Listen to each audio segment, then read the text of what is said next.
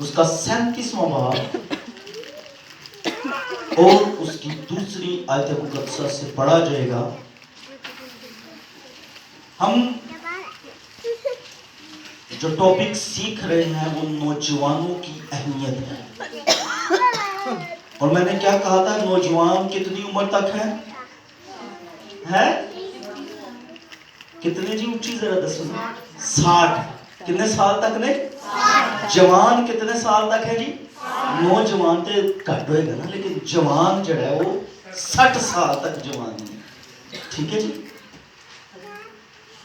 یہ کسی انداز سے کہا جاتا ہے مڈل ایج. 50 سے 60 سال کی عمر والوں کو مڈل ایج کہا جاتا ہے. اس لیے یہ سب نوجوان جو بیٹھے ہیں، جوان جو بیٹھے ہیں، ان کے لیے کلام ہے. اور آج ہم ایک نوجوان کی زندگی سے یہ سبق سیکھیں گے. اور میں آج سے کہوں گا چیلنج ڈے ہے. Challenge day. چیلنج سمجھتے ہیں نا کیا ہوتا ہے؟ مقابلہ. تو مقابلہ کوئی ہلکا ہوں نا؟ ہاں جی بتائیں. مقابلہ کوئی ہولی ہوتا ہے؟ ہلکا تو نہیں ہوتا نا. تو پھر کلام بھی ہلکا نہیں ہوتا. کئی دفعہ وہ ہماری نصیحت کے لیے، ہمیں سمجھ بوجھ دینے کے لیے ہوتا ہے. اور جب چیلنج لینا ہے ہم نے، آج میں نے کہا چیلنج یہ ہے، تو ہم نے بہت سے چیلنج لینے ہیں. تو اس کے لیے ابھی سے اپنے ذہن کو تیار کر رکھیں کہ ہم اپنے آپ میں یہ وعدہ کریں گے کہ جو سیکھیں گے اس پر عمل بھی کریں گے. آمین. دوسری آیت مقدسہ لکھا ہے یعقوب کی نسل کا حال یہ ہے کہ یوسف 17 برس کی عمر میں اپنے بھائیوں کے ساتھ بھیڑ بکریاں چرایا کرتا تھا. کتنے سال جی؟ کتنے سال کی عمر تھی جی؟ 17 سال. 17. بہن نے کیا 17 تو میں بھی ڈر گیا. بہن سیریس ہی لگ گئی. جوان 17 سال ہے. یہ 17 سال ہے. 17 ایئرس 17 ایئرس کا ٹین ایج ہے. جوان ہے. ٹین ایج 13 سے 19 کے درمیان جو ہوتے ہیں، اس دوران یہ عمر جو ہے 13 سے 19 کی، انہیں ٹین ایج کہا جاتا ہے. تو یہ ایک بہت زیادہ کہہ لیں کہ چھوٹی عمر ہوتی ہے. ابھی وہ نئی کہہ لیں کہ جوانی کا ایک وقت شروع ہوتا ہے. یوسف کی ایج خدا کے روح کی ہدایت سے لکھی گئی تاکہ ہر ایک فرد کے لیے، ہر ایک کلام کے سننے والے کے لیے یہ بات بہت خاص ہے. ہماری عمروں کا حساب بھی خدا کے پاس ہے. ایک سال، ایک دن کا حساب ہے. یہاں یہ 17 ایئرس کا ہے. اور بائی پروفیشن کام کیا ہے؟ بزنس کیا ہے؟ چرواہا. کیا ہے جی؟ چرواہا ہے. اور چرواہا اپنے بھائیوں کے ساتھ وہ ہے، بھائی بھی ہے، یہ بھی ہے. اگلی آیت آگے جو لکھا ہے، یہ لڑکا اپنے باپ کی بیویوں بلاہا اور زلیفا کے بیٹوں کے ساتھ رہتا تھا اور وہ ان کے برے کاموں کی خبر باپ تک پہنچا دیتا تھا. خدا ان کا پاک کلام پڑھا جانا، سنا جانا ہم سب کے لیے باعث برکت ہو. یہ کیا ہے جی؟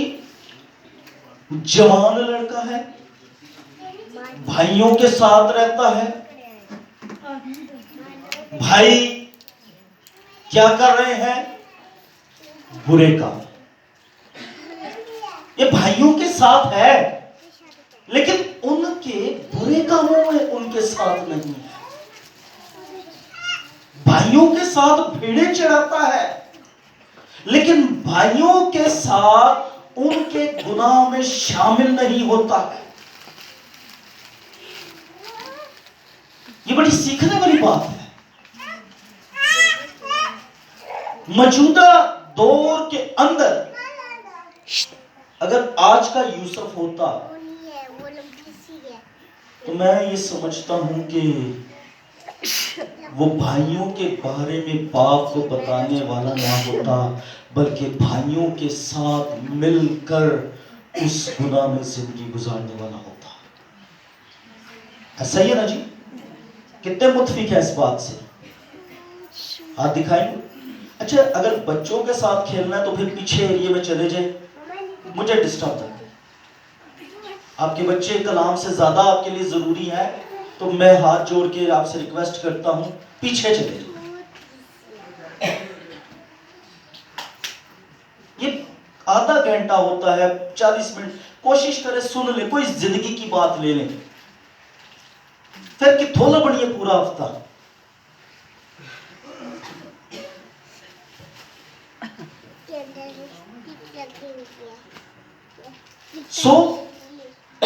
وہ ان کا مددگار نہیں تھا, ان کے گناہوں میں ان کا حصے دار نہیں تھا.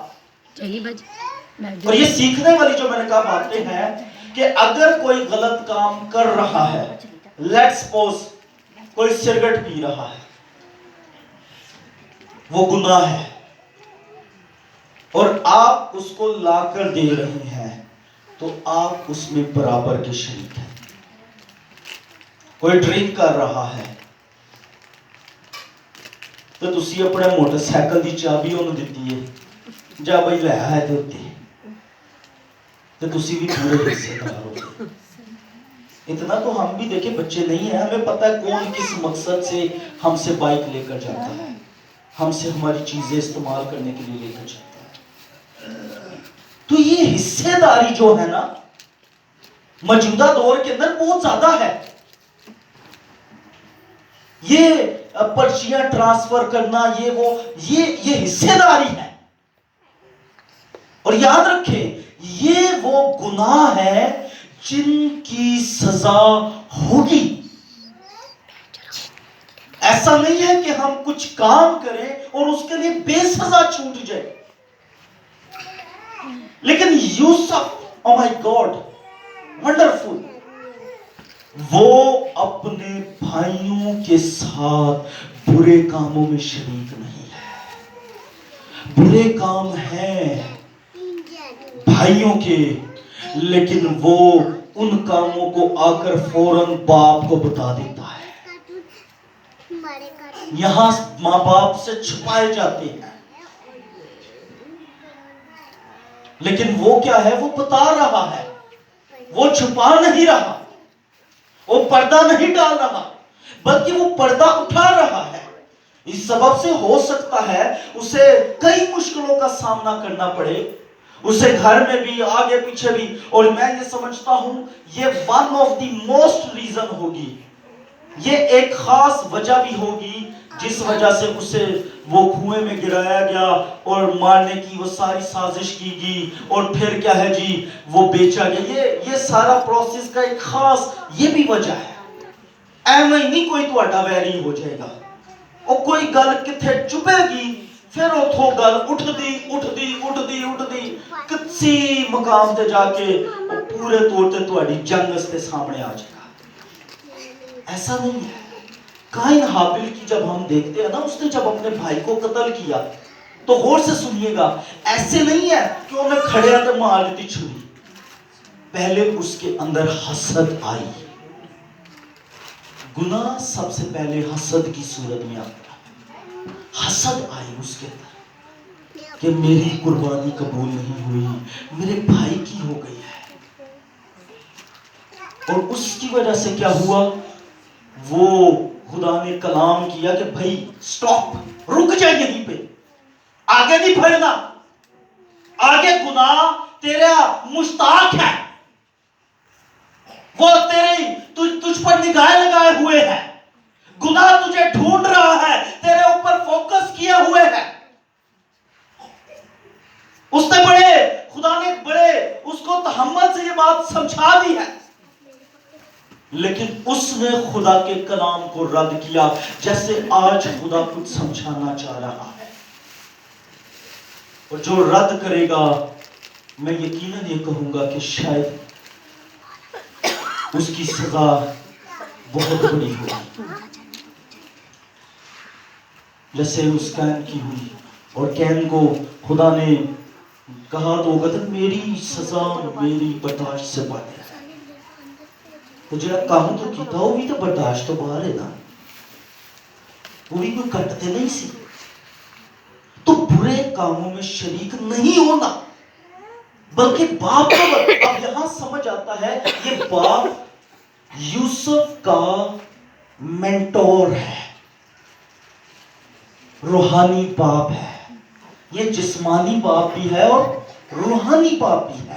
اس نے اس نوجوان لڑکے کو تمیز دے دی ہے، اے کام اچھے نے تے اے کام برے نے، پتر اے کام نہیں کرنے، پرا کرنے سن انہیں ویکھ لیتے، انہیں جا کے سدا پیو انہوں دسیا کہ پاپا آپ جس کام سے ہمیں منع کرتے ہیں بھائی وہ کام کر رہے ہیں۔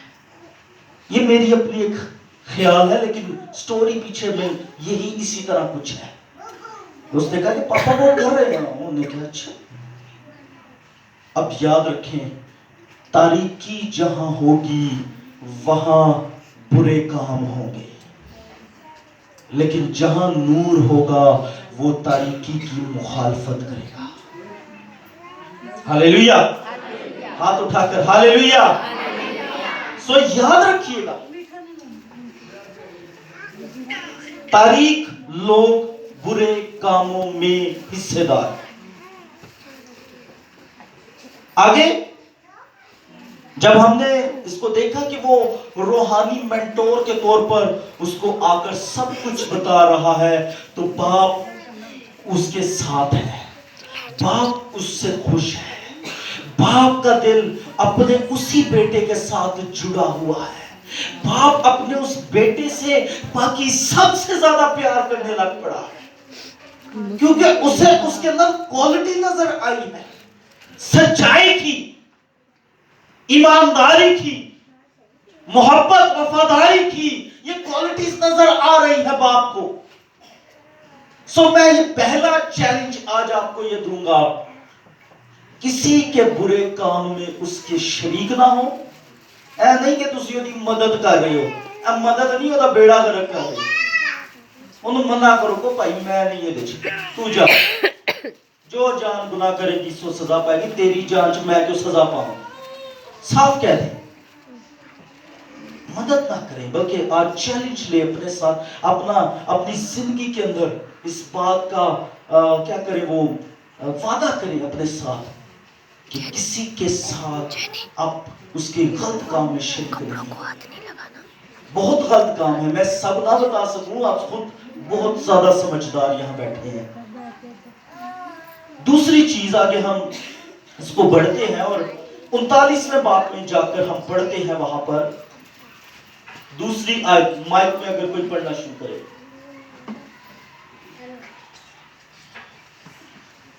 دوسری اور تیسری آیت جلدی سے بھی، مائک اگر ہے تو پڑھ لیں، یہ تو پھر میں نہیں پڑھنا۔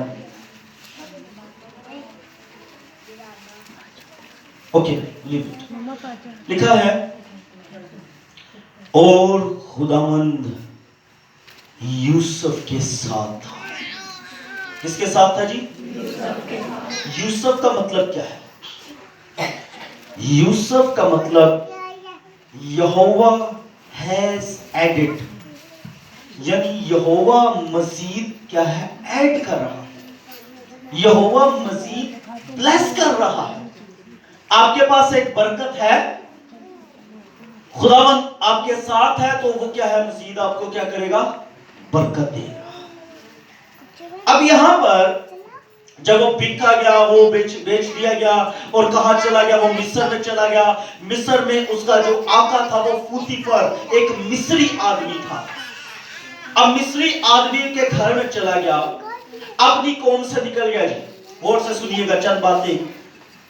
اپنی قوم سے نکل گیا، اپنے رشتہ داروں سے نکل گیا، بہن بھائیوں سے نکل گیا، لیکن وہاں پر وہ اپنی خداوند کی حضوری سے نہیں نکلا۔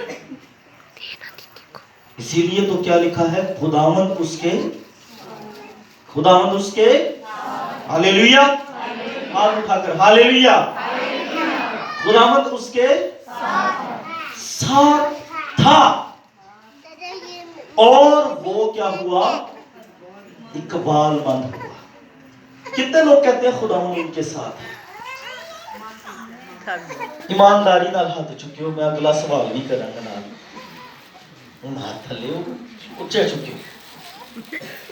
اوکے، آپ کو کیسے پتا کہ خدا آپ کے ساتھ ہے؟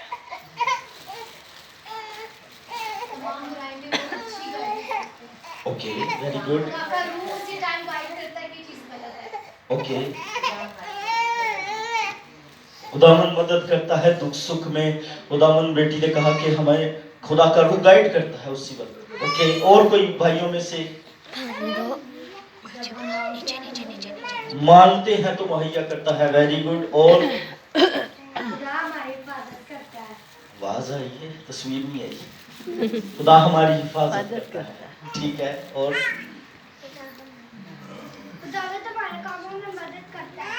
بچے بول رہے ہیں لیکن بڑیاں دی کوئی بولتی نہیں آ رہی۔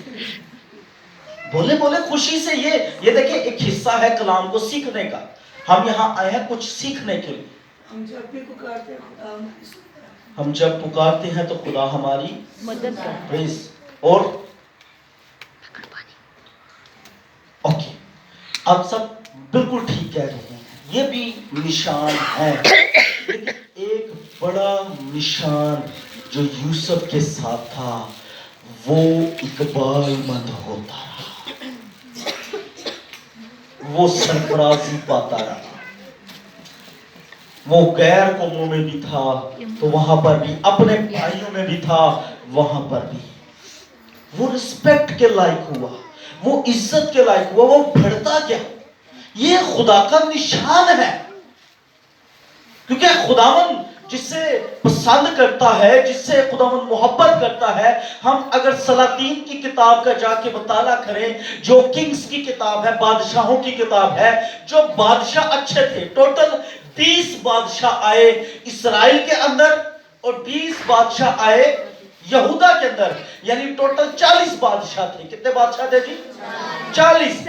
اب جو یہ 10 جو صوبے تھے، 10 قبیلے تھے، 10 قبیلوں کی جو بادشاہت تھی اس کو اسرائیل کہا گیا۔ 2 جو تھے بنیامین اور یہودا کی، ان کو یہودا کہا گیا۔ اب 10 کے 10 یہاں جو تھے قبیلے، ان میں 20 بادشاہ آئے لیکن ایک بھی صحیح نہیں تھا۔ یہاں یہودا کے قبیلے کے اندر 20 میں سے 6 صرف اور صرف 6 بادشاہ ایسے تھے جو خدا کی نظر میں ٹھیک تھے۔ اور غور سے سنیے، جب وہ ٹھیک تھے خدا کی نظر میں تو خدا ان کو سربلند کرتا تھا، ان کو کامیابیاں دیتا تھا، وہ جنگوں میں غالب آتے تھے، وہ ہر چیز میں اپنے ملک میں، اپنے شہر میں، اپنی ہیکل میں، اپنے گرد گرد خداوند کی پروٹیکشن کو دیکھتے تھے، خداوند کے حضور، خداوند کے بڑے ہوئے ہاتھ کو دیکھتے تھے۔ لیکن جب وہ گناہ میں ہوتے تھے تو وہی سارا کچھ جڑا سی واپس، کوئی برکت نہیں، کوئی آندھی سی قوم ادھروں آئی، اونے چڑھائی کی تھی، او لے گئی، دوجی آئی، او لے گئی، تیجی آئی، او لے گئی۔ یہ یاد رکھیں، اقبال مندی کا نشان سرفرازی کا نشان ہے۔ آمین۔ خداوند کا ساتھ ہونے کا نشان اقبال مندی اور سرفرازی کا نشان ہے۔ ہاللیلویہ۔ کتوں کو یہ بات سمجھ آئی؟ زوردار تالی اپنے خداوند کے لیے۔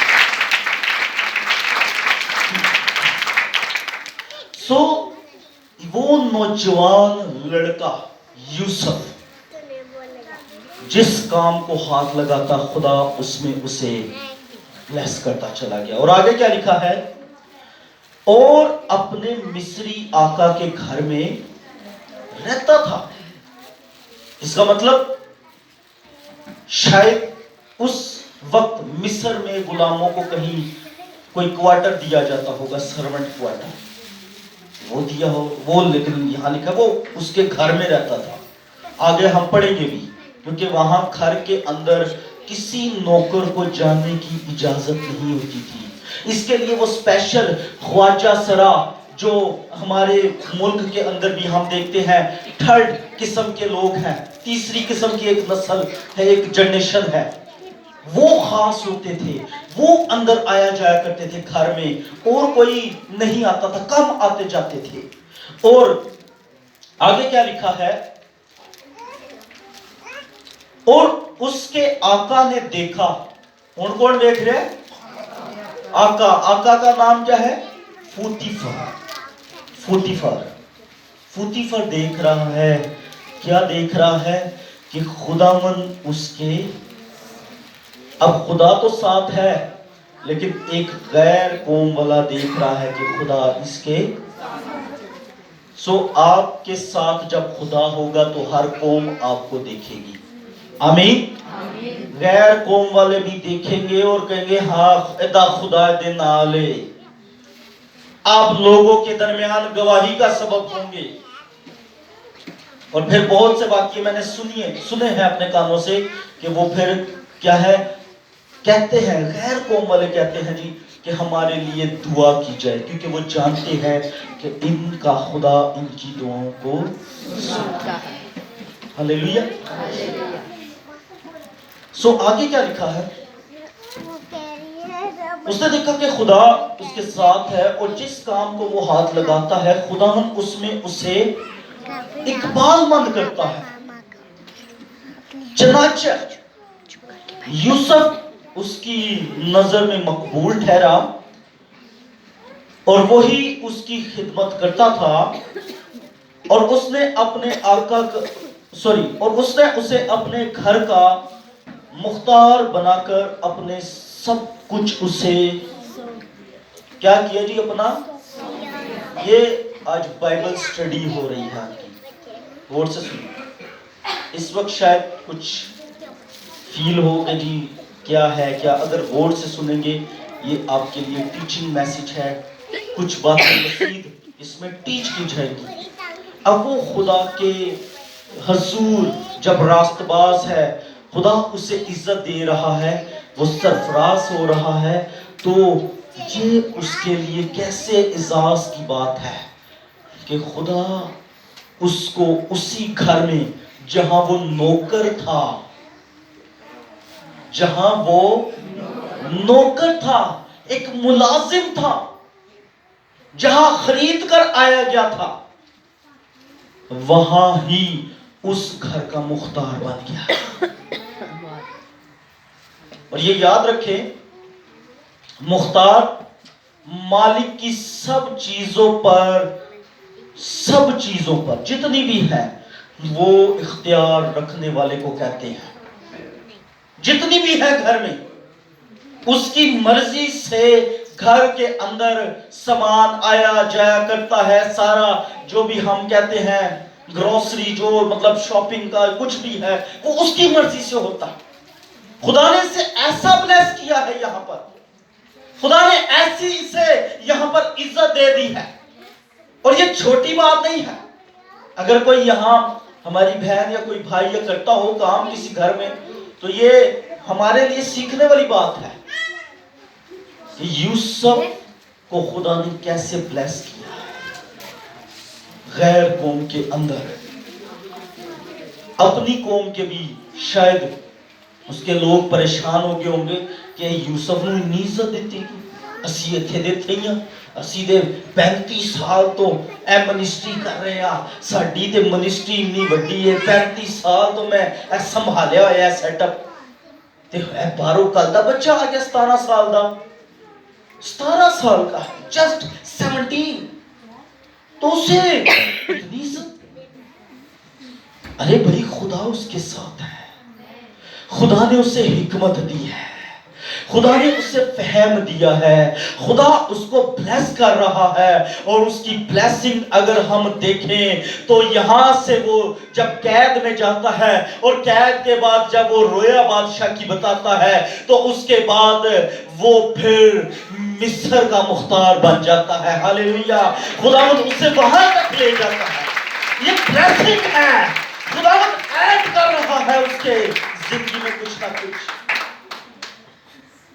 یہ بلیسنگ ہے. اور جو بلیسنگ والے ہاتھ کے نیچے رہتے ہیں انہی کے لیے بلیسنگ ہے. اے نہیں کہ اتھے من کوئی نہیں ویکھ رہا تے اتھے تے میں جو مرضی کرتا جاواں. اتھے تے میرا کوئی چاچا ماما کوئی پھوپھی منڈا کوئی کزن کوئی کلیسیا دا ممبر بھی نہیں ہے. ہاللیلویہ ہاللیلویہ ہاللیلویہ. سو یہ اس کے لیے احساس کی بات تھی کہ اس کے مالک نے سب کچھ اس کے ہاتھ میں سونپ دیا. اتنا ٹرسٹ ہے مالک کو، آقا کو، لیڈر کو اپنے اس سرونٹ پر، اپنے اس خادم پر. کیا پورے گھر کا انتظام ہونا جی تو بعد تو ہی چلانا ہے، ایدا جو کچھ بھی تیرے ذمہ ہے. اور آگے اگلی باتیں چند ایک بہت خاص ہیں، اس کے لیے میں بہت آپ کی توجہ چاہوں گا.